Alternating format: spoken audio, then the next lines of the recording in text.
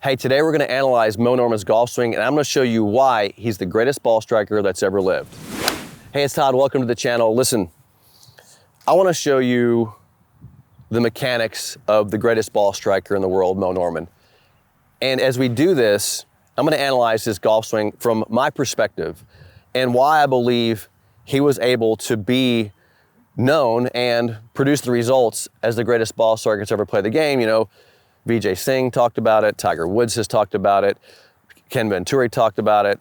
You have all these guys around the world. Bryson DeChambeau talks about Moe. Because here's one thing that you have to do to be the best ball striker in the world.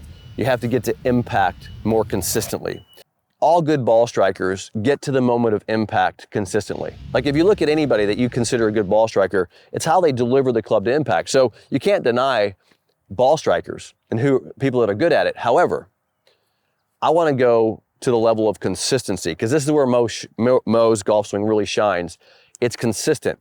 And if you say, okay, why was Moe Norman's golf swing more consistent than any other swing? Why is Moe Norman's single plane swing more consistent than anybody else's swing? It comes down to a word I call efficiency. What does that mean? Efficiency is nothing more than this.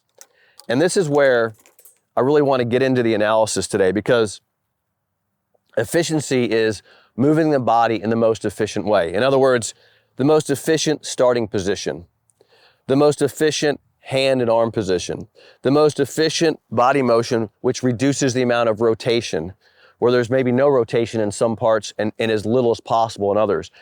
Efficiency of delivering the club with what I call the body's range of motion. The body has certain limits to it, and if I can position myself well, I can create those natural limits. I call them natural because your body's naturally going there. Moe figured that out. He discovered this. So let's do a quick look at Moe's swing, and let's just look at it from a couple different perspectives.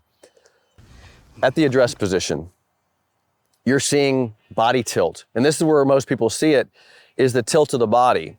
This effective tilt of the body is putting the arms into alignments. From a face-on view, the club is lining up with the lead arm. And this is, you see his club slightly behind the ball at this position, but this is the natural position of the alignment because this is the alignment you're gonna have at impact. So we have this natural alignment.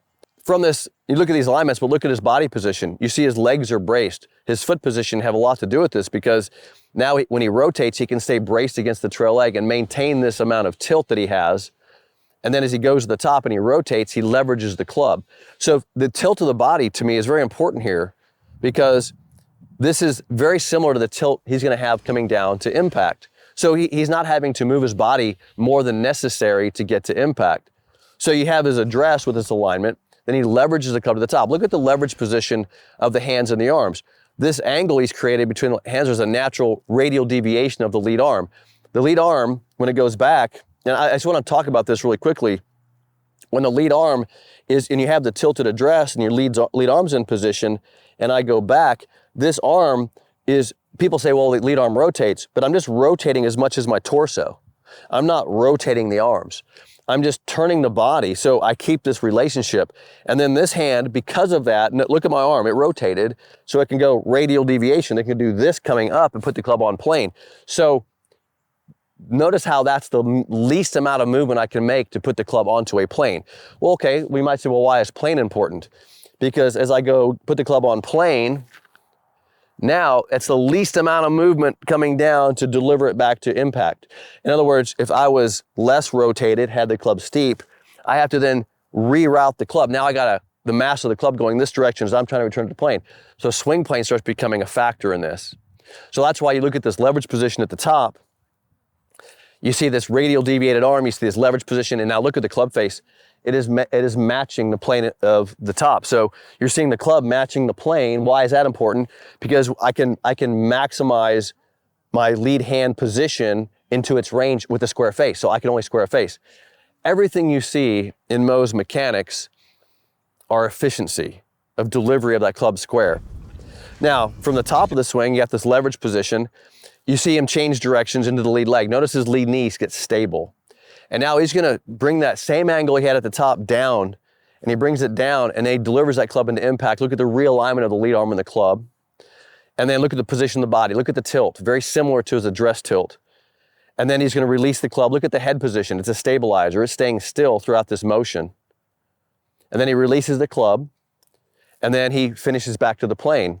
Notice, if you go back to impact, notice his trail foot is on the ground. This trail foot on the ground, let's talk about that. So you're seeing his trail foot on the ground because what happens is, as he's coming down in this proper tilt position, he's limiting the amount he can rotate. He's rotating, but he's limiting how much, because the foot on the ground and the knee flex creates a limit. I want limits because I want a consistent way where this body can only go so far. If I maximize my limit, I deliver the exact same way every time. So this is a beautiful thing you see in Moe swing. He's not lifting his body. He's not straightening the legs. Those things work. I'm not saying they don't work, but they're inconsistent. And they're also a lot more motion, a lot more stressful on the body. Look at Moe's position. He's delivering because it's the only place he has left to go is deliver consistently. That everything Moe did has a reason. And that's why you see this beautiful starting alignment of the club, leveraging to the top, returning to impact with his limits, and then releasing the club back to the plane. Let's look at down the line. And then this is where you start seeing some really cool things with Moe swing, because to me, I don't see anything radically different here, but everybody says, wow, it looks like he's reaching for it. When I talked to Moe, he never talked about reaching for the golf ball. Matter of fact, he said it's like a pendulum because he's not reaching. The club's still, it's just lining up. So again, it comes to alignment. Look at the club lining up with the trail arm. Look at his lead arm visible above the trail arm. Look at his right shoulder looking like it's on the plane, right? His right shoulder. Moe would talk about this. The reason he set the club behind the ball was because it put the right shoulder into the turn.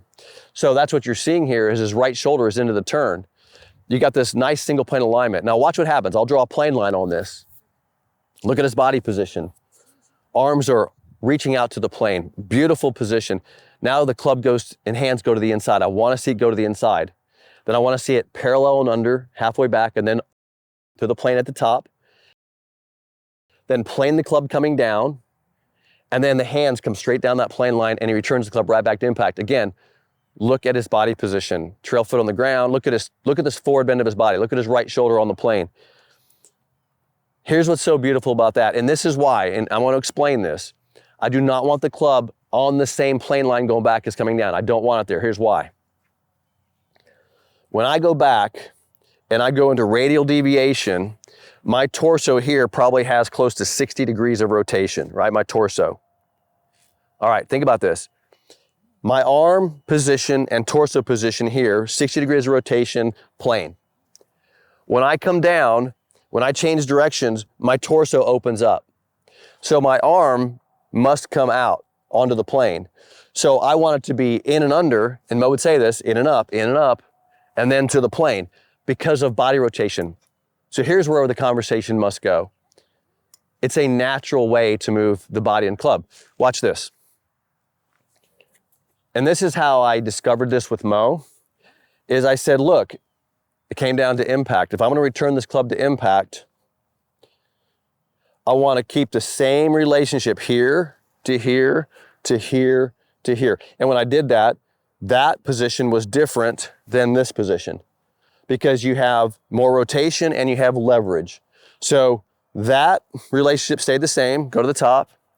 This relationship's different into impact because rotation is different, arm position is different. So I don't want you thinking you got to take it back and down on the same plane. That's not natural. The natural motion is set up on the single plane, everything turns together to the top, maintain the leverage coming down, then impact, extend, release, and finish. So that's what you see in Moe swing. It's beautiful to watch. It's beautiful because it's so natural. It's beautiful because he's starting and impacting on the same plane. He's starting here. Notice how he's starting. This is a 5-iron, taking it back, and he's impacting.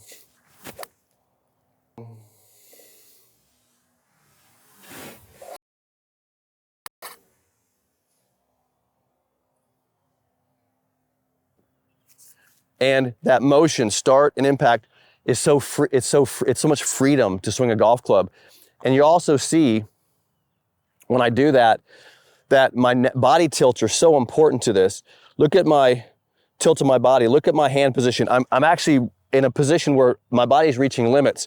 The consistency is coming from the fact that I can't do anything else. So I can't close the face. My tilt allows me to square the face every single time. So if I get in the right positions, the swing becomes supernatural. I like that, supernatural. That's what I want to see you do. That's the beauty of Moe's swing. That's what I see in not only the simplicity of the single plane swing, but also in the amazing mechanics of it, that it's so natural. And I'll leave you with this. If you're somebody that's just watching the channel right now and say, man, I might try this, just do me a favor. Make sure you get the tilts right, because most people get out there and they just try to lift their hands. That's not the answer.